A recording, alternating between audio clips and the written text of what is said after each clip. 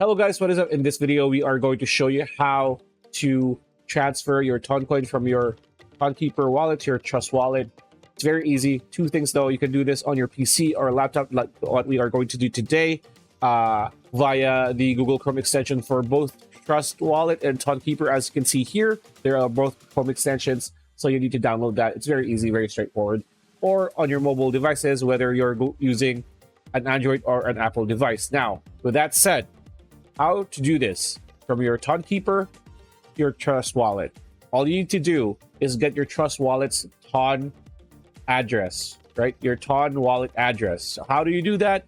You open your Tonkeeper, well, no, not Tonkeeper, Trust wallet account like so. And here, what you want to do is click on receive, because you will receive from Tonkeeper, right? Click receive, click proceed anyway.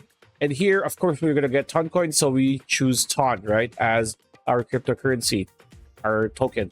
And as you can see here, it is blurred, privacy reasons.